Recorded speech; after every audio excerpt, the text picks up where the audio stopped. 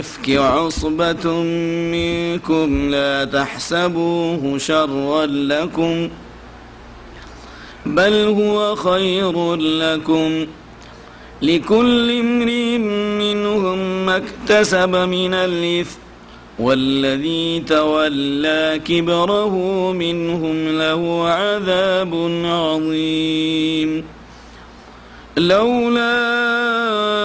إذ سمعتموه ظن المؤمنون والمؤمنات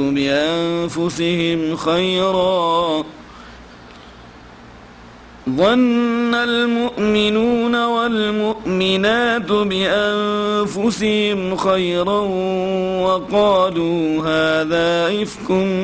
مبين لولا جاءوا عليه بأربعة شهداء فإذ لم يأتوا بالشهداء فأولئك عند الله هم الكاذبون ولولا فضل الله عليكم ورحمته في الدنيا والآخرة لمسكم فيما أفضتم فيه عذاب عظيم إذ تلقونه بألسنتكم وتقولون بأفواهكم ما ليس لكم به علم وتحسبونه هينا وهو عند الله عظيم ولولا إذ سمعتموه قلتم ما يكون لنا أن نتكلم بهذا سبحانك هذا بهتان عظيم يعظكم الله أن تعودوا لمثله أبدا إن كنتم مؤمنين ويبين الله لكم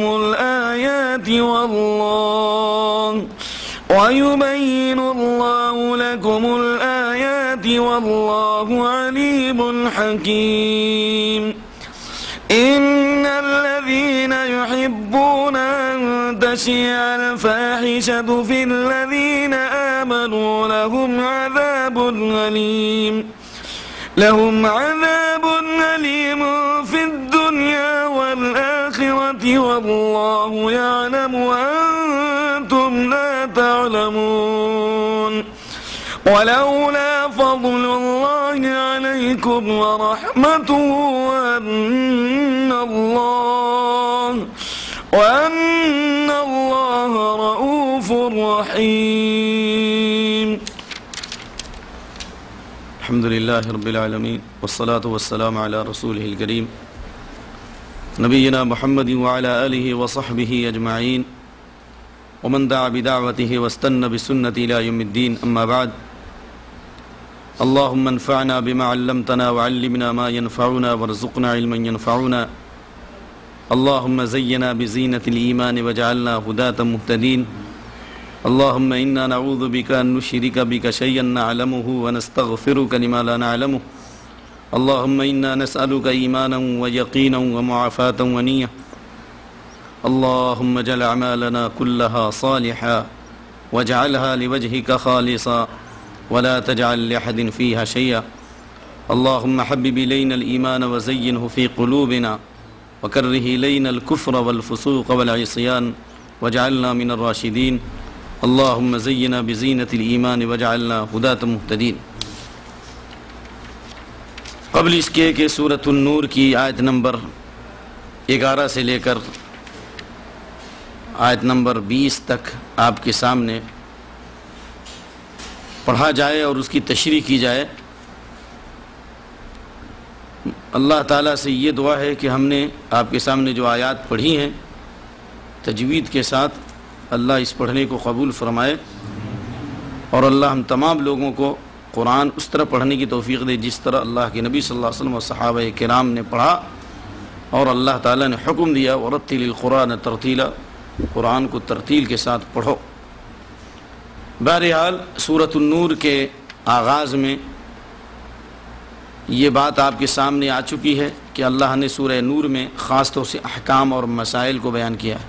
اور ایسے مسائل جن کا تعلق سماجی اور معاشرتی زندگی سے ہے، اور ان احکام اور مسائل میں اللہ تعالیٰ نے سب سے پہلے سزا کا بیان کیا ہے، اور وہ سزا کیا ہے؟ زنا ہے، کیونکہ زنا یہ انسانیت کی دشمن ہے اور معاشرے کو تباہ کرنے والی چیز ہے، اور جس قوم اور معاشرے میں زنا اور بدکاری عام ہوتی ہے وہ قوم برباد ہو جاتی ہے۔ دنیا کی تاریخ آپ کے سامنے ہے، روم کی تاریخ، مصر کی تاریخ، چین کی تاریخ، اور خود مہابھارت کی تاریخ، اور اسلام سے پہلے عرب کی تاریخ، کہ ایک انسان کے اندر ایک حیوان میں فرق یہی ہے کہ ایک انسان حیادار ہوتا ہے اور جانور بے حیا ہوتا ہے۔ اس لیے اللہ تعالیٰ نے انسان کو دوسرے مخلوقات سے ممتاز کرنے کے لیے اللہ تعالیٰ نے شادی کے رشتے کو مشروع قرار دیا ہے، اور شادی کے ذریعے اللہ تعالیٰ نے میاں اور بیوی کے رشتے کو اللہ نے مضبوط کیا۔ اس کے برخلاف اگر کوئی زنا کرتا ہے تو وہ سماجی اور معاشرتی طور پر بہت بڑا مجرم ہے۔ شریعت نے اس کے لیے حد متعین کی ہے، اس حد کو بیان کیا گیا، اور اس حد کے بعد یہ بتایا گیا کہ جس طرح زنا کا فعل بہت زیادہ قبیح اور بدترین چیز ہے، اور زنا کرنے والا آدمی ایمان کی روشنی سے اور ایمان کی حلاوت سے محروم ہو جاتا ہے، بلکہ ایمان اس کے دل سے نکل جاتا ہے، ویسے یہ بھی بہت بڑا جرم ہے کہ کسی پر بلا ثبوت اور بلا کسی شہادت کے زنا کا الزام لگایا جائے۔ جس طرح سے زنا کا جرم بہت بڑا جرم ہے، اسی طرح کسی کے اوپر اتہام لگانا بھی بہت بڑا جرم ہے۔ لیکن جرم کے اس بات کے لیے شریعت نے 4 گواہوں کی شرط رکھی ہے۔ 4 گواہ اگر متعین نہیں ہوئے تو جس نے جرم کا اظہار کیا ہے اور جس نے الزام لگایا ہے وہ شریعت کی روشنی میں مجرم قرار دیا جائے گا اور قاذف ہے، اور اس کی حد شریعت متعین کی ہے 80 کوڑے۔ لیکن بعض ایسے حالات ہوتے ہیں جہاں انسان کے لیے گواہی کا پیش کرنا، 4 گواہوں کا پیش کرنا بہت ہی مشکل ہوتا ہے۔ مثال کے طور پر شوہر بیوی پر الزام لگائے زنا کا، اور میاں اور بیوی کے جو تعلقات بہت ہی باریک اور بہت ہی نازک ہوتے ہیں، شوہر کہاں سے جائے گا بیوی کے لیے 4 گواہ لانے؟ تو اللہ تعالیٰ نے اپنی رحمت سے اور اپنی مہربانی سے اللہ تعالیٰ نے میاں بیوی کے درمیان اگر اس طرح کا کوئی واقعہ ہو تو اللہ تعالیٰ نے لعان کی آیت نازل فرمائی کہ اگر کسی شوہر نے اپنی بیوی کو زنا کے ساتھ متہم کیا تو اللہ نے لعان کی آیت نازل کی، جس لعان کا حکم تفصیل کے ساتھ اس سے پہلے درس میں آپ کو بتایا گیا کہ لعان کس کی طرف سے ہوگا؟ الزام مرد کی طرف سے ہوگا، کس پر؟ عورت پر، تو لعان ہے۔ لیکن اگر عورت کی طرف سے الزام ہو مرد پر تو کیا کریں گے؟ یہی سوال کب لوگوں نے کیا؟ جب درس میں لوگ اٹھ گئے تو، حالانکہ کتنا اہم سوال تھا۔ اگر شوہر کی طرف سے الزام ہے بیوی پر زنا کا تو لعان ہوگا، لیکن اگر بیوی نے الزام لگایا شوہر پر زنا کا تو کیا ہوگا؟ تب کیا ہوگا؟ تو اس سلسلے میں 2 باتیں ہیں۔ پہلی بات تو یہ ہے کہ اللہ تعالیٰ کا الزانی لا ينكح الا زانیہ، جب ایک آدمی سے زنا کا فعل سرزد ہو چکا ہے اور اس کا شوہر زنا جیسے قبیح فعل میں ہے تو ایک پاک دامن عورت کے لیے اس زانی مرد کے ساتھ رہنا مناسب نہیں ہے، الا یہ کہ توبہ کر۔ الطیبات للطیبین والطیبون للطیبات، پاک مرد پاک عورتوں کے لیے، اور پاک عورتیں پاک مردوں کے لیے، اور ناپاک مرد ناپاک عورتوں کے لیے، ناپاک عورتیں ناپاک مردوں کے لیے۔ اس لیے خلا کا اسلام نے طریقہ جاری کیا ہے، عورت خلا لے لگی ایسے لوگوں سے، چاہے وہ شرابی ہو، چاہے وہ زانی ہو، چاہے وہ ظالم ہو، چاہے وہ باغی ہو، چاہے بہت زیادہ مارتا ہو۔ ایسے بھی واقعات گزرے ہیں۔ بعض صحابیات نے شکایت کی کہ میں کوئی عیب تو نہیں لگاتی لیکن میں اس کے ساتھ رہنا نہیں چاہتی۔ کیوں؟ اس لیے کہ بعد رات میں بہت مارتا تھا۔ تو بہرحال یہ سب شرعی عذر ہے، تو اس میں سے ایک وجہ یہ بھی ہے۔ ابھی جو بات آپ کے سامنے پڑھی جا رہی ہے، جو آیتیں آپ کے سامنے پڑھی گئی، آیت نمبر 11 سے لے کر 20 تک، اس میں بہت ہی تاریخ کا المناک اور